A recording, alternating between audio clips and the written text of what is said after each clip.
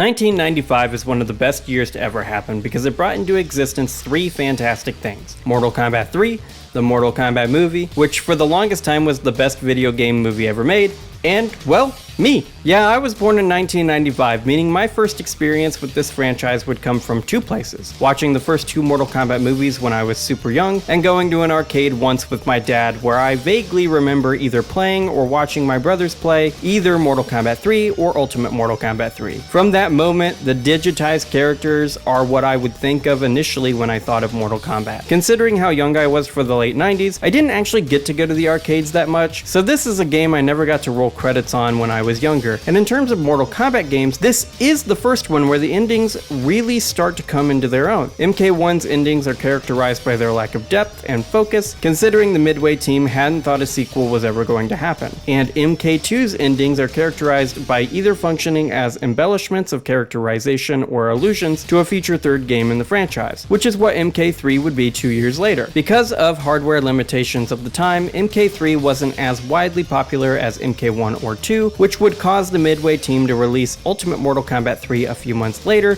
to flesh out the roster, bringing back fan favorites like Scorpion. Yeah, Scorpion wasn't in the original version of this game, a decision that would never happen again in the franchise because of how unpopular it was. MK3's versions wouldn't end there either. A year later in 1996, Mortal Kombat Trilogy was released on the original PlayStation, N64, Windows, MS-DOS, and other platforms. You're watching Rail Deal Games, and in this video, I'll be ranking all of the character endings from MK3, UMK3, and MK Trilogy. I'm treating all of these games as one because UMK3 and Trilogy more or less function as just updates to the original MK3, and they would be little more than DLC packs if this game came out today. As such, I'm going to rank all 33 endings in one video. Characters repeat between these different versions, but repeated characters' endings have different levels of presentation quality with each version. So I'll be ranking whichever version of each character's ending is the best presentation-wise. There are a couple times where characters were given a different ending between UMK3 and MK Trilogy, and each of their unique endings will be ranked separately. With all of that established, let's dive right in. Number 33. Motaro only has two endings in the franchise, and one of them is wasted on this. I suspect that part of the reason the ending is so short is the save on memory, or something else, since MK Trilogy is primarily a 5th generation console game, but I don't think a few extra words would have been too hard to fit in. MK3 Motaro is the coolest a character has ever been, and because of him being a quadruped, I don't think we'll ever get a modern ending for him, making the somewhat exclusivity of this ending even worse. Number 32. I criticized the sequel bait endings of MK2, and I've got to do that again here, especially since Ermac does not actually show up in MK4 or Gold.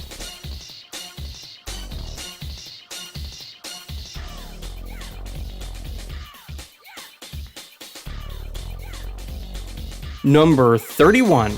This is such a lame ending for Baraka. Nothing about this ending matches Baraka's character. I can believe him killing Shao Kahn, but the way he does it in his MK2 ending is so much better.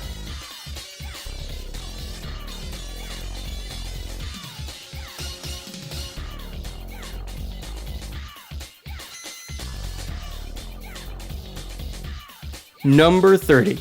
The best thing about this ending is the way it sets up Rain's Edenian origins. I don't like the vague end of his story though.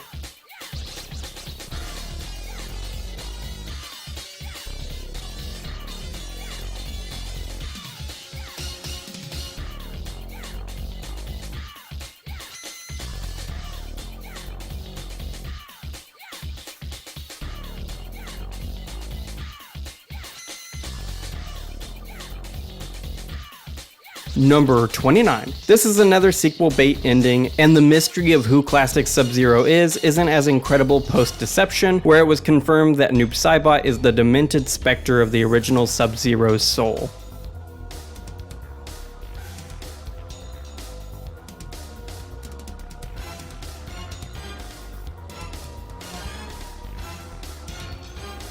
Number 28. Being able to beat Shao Kahn doesn't really explain how he's able to get his real body back, so that aspect to this ending simply makes no sense. I'm happy these sequel bait endings stop happening after MK3's series of games though. Like, these are just not good.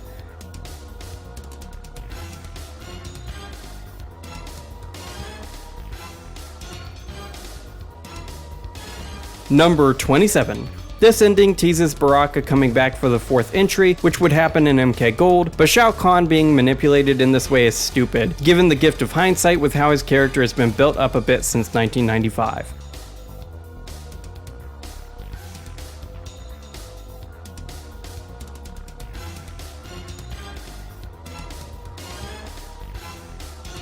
Number 26. Something many MK fans forget is that MK3's story is actually pretty high stakes. Most people have their souls sucked up when Shao Kahn enters the realm, which is why those soul nados are in the background of certain levels. It is only certain characters who have their souls shielded through one mean or another that are able to resist Kahn. Because Stryker is able to reverse the events of MK3 in a matter of hours, this implies he's the strongest MK character, right?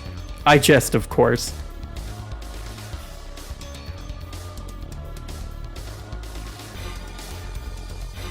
Number 25. I sometimes forget Cage canonically dies in the lead up to MK3, something that is retconned in future entries. This is the first time Cage is shown to be something more than just the big Hollywood jerk-off he's typically portrayed as, making his appearances in MKX and 11 much more in line with the traditional roots of his characterization.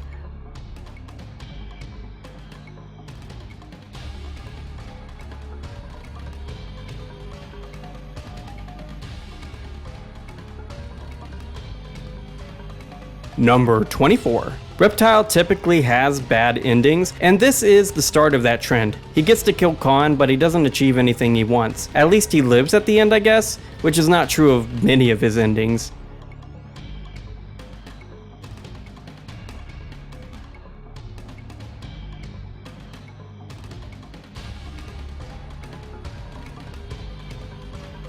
Number 23. I like the way this ending is technically good for Earthrealm, despite the fact Sector kills one of Earthrealm's major champions. This version of Sector is so clearly robotic because this action of eventual goodness is incidental. Sector only stops Shao Kahn because of a logical calculation, and since this Sector has no soul or agency, this is actually a good ending for him, despite the fact that he dies at the end of his own story.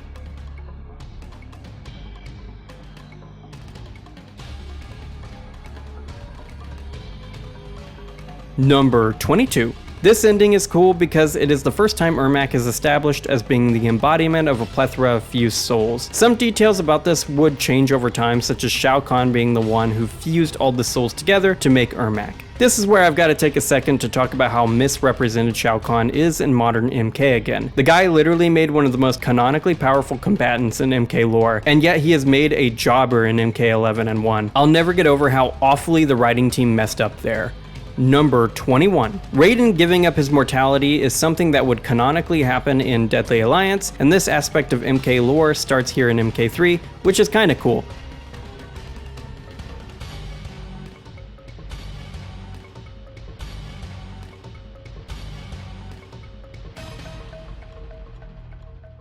Number 20. Cabal is an interesting character in MK lore. He consistently flip-flops back and forth between being a cop and being a Black Dragon member, and I personally don't mind this. I like the idea of a reformed criminal falling back into his old ways, and that honestly makes Cabal even more interesting.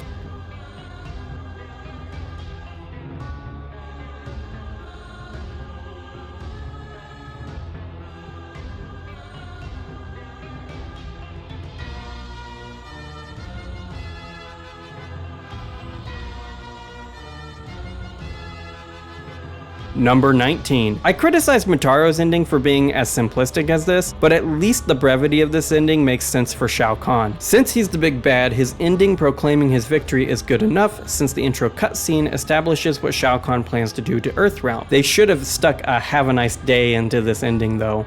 Number 18. Sub-Zero's friendship with Smoke starts here. Sub-Zero disappearing into the shadows after killing Shao Kahn is in keeping with Sub-Zero's MK1 ending, and yeah, I know this is the younger brother of Sub-Zero, but I still like this small connection. The main arc of Sub-Zero's story during MK3 revolves around the Cyber Initiative, and how he tries to avoid becoming a cyber ninja alongside Smoke, Sector, and Cyrax by Sector's father, the Lin Kuei Grand Master. This part of the lore is one of my favorites, and I'm always happy to see it show up in the franchise.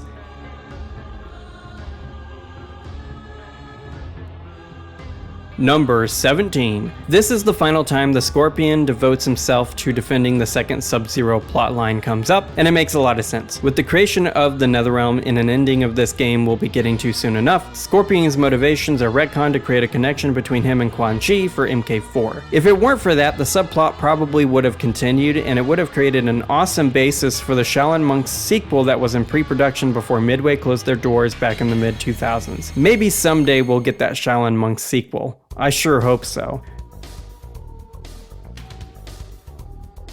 Number 16. Something that has been lost over time in MK lore is the way Shao Kahn merged several realms into one before he started trying to get Earthrealm. Zatara is just one of those realms, and Chameleon being one of the raptors from that world is cool. At least there's one good ending for Reptile in this game, and this one does a good job at making up for his own.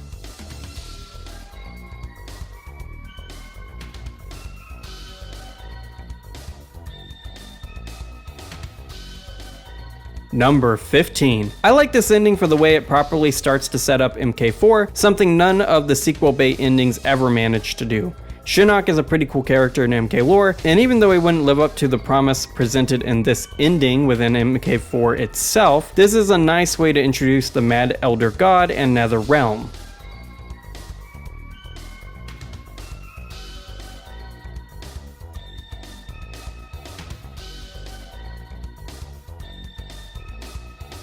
Number 14. Edenia is first mentioned in MK3, and its name is a reference to the Garden of Eden. This ending sets up a few things for Katana's character, her friendship with Jade, and her relationship with Sindel in the MK3 era of the lore. Freeing Edenia from Outworld is the best possible ending for Katana in this game, and after 10,000 years of having Shao Kahn as a father, she deserves a good ending.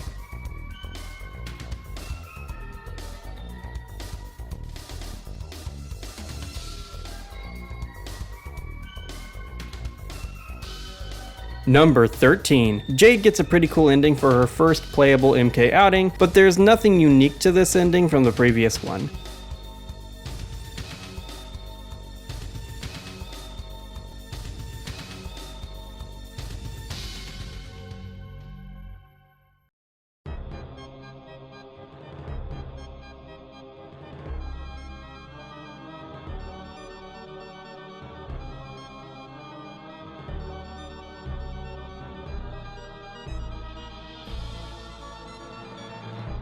Number 12. Sindel's ending doesn't add much to the previous two, but it is still good.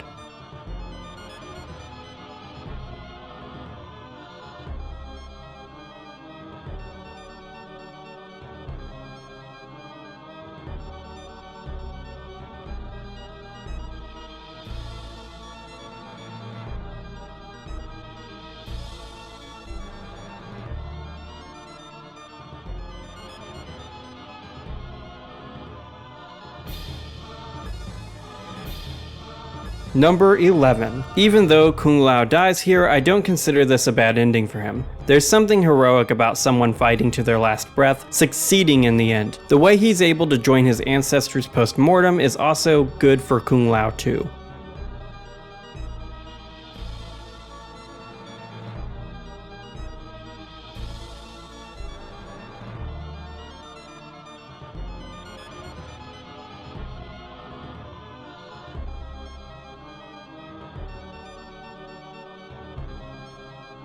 Number 10. This is the first mention of the OIA we see in the lore, something that'll be very important in the lore of MK4 and Deadly Alliance. Sonya's ending also mentions the creation of OIA, and together the OIA is what connects Jax and Sonya together in the lore, as well as creating opportunities to create new characters for the franchise, such as a certain blind swordsman who would become a longtime fan favorite after the 5th entry in the franchise.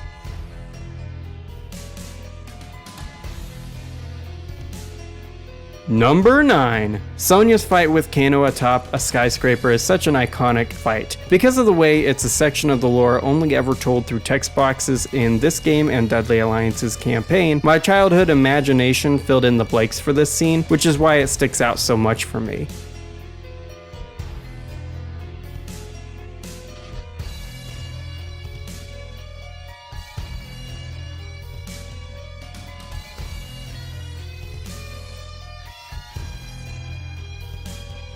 Number 8. This man literally nukes all of Shao Kahn's forces, kills the Emperor, and then gets torn apart by the souls he coveted to control. Even though this is a bad ending for Kano in that he dies, it is a good ending for the lore of the franchise because it establishes the dangerous nature of soul magic. Without the proper training and skill, such as what Shang Tsung and Shao Kahn have, unfettered souls will rip apart someone trying to absorb them. It's not like Kano doesn't deserve a painful death either.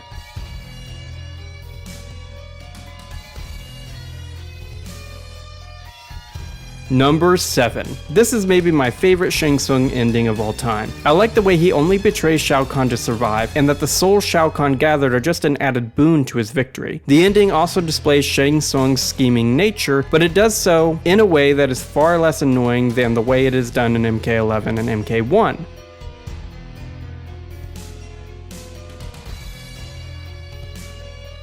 Number 6. Noob's ending just sets up Shinnok, much in the same way Melina's MK Trilogy ending does. I do like Noob's a little more though because it is more in line with his characterization and future entries of the franchise.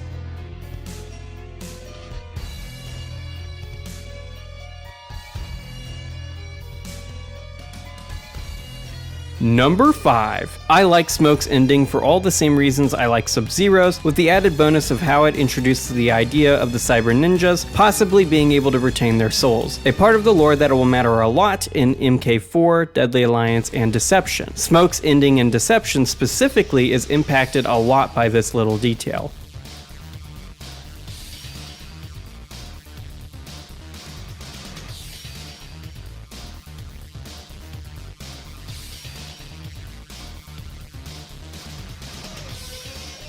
Number 4. This is a tragic ending. Cyrax might have been just a cyborg, but remember, Sub-Zero would have known the man Cyrax used to be when he did this, and that adds a sadness to the ending. Imagine being Sub-Zero and sentencing someone you knew to wander forever in a random desert, to be forgotten forever. Sub-Zero isn't wrong for doing what he did here, especially since it resulted in the end of Shao Kahn, but I also doubt he did this without some measure of sadness. Fortunately for Cyrax, he is unearthed from the desert by the OIA and gets a chance to regain some measure of his humanity in MK Gold. Number 3. To me, Shiva is an underrated MK character. Her ending tells a decently complex story in a simple way. With just 2 panels of text, her journey from loyal servant of Shao Kahn to vengeful rebel is conveyed. Considering how much the Shokan had done for Outworld over the centuries, Shiva's anger is justified, and considering the racial tensions between the Centaurs and Shokan, having her beat Motaro explicitly in her ending really ties the whole arcade experience together. A player back in 1995 could reflect on their experience through the arcade tower, creating a narrative of Shiva's slow progression between blind servitude and coup d'etat. And that's something I really appreciate in an ending. Number 2. This is the canonical ending of MK3, and for good reason. Shao Kahn is the second most imposing MK villain in the entire canon, and Liu Kang beating him twice, freeing Earthrealm and Edenia at the cost of a few of his friends, is a genius way to end this era of MK lore. MK3's later editions clearly start setting up Shinnok as the next major villain, and while he doesn't live up to Shao Kahn in terms of strength, MK4's section of the lore is a great follow-up to MK3's canon ending.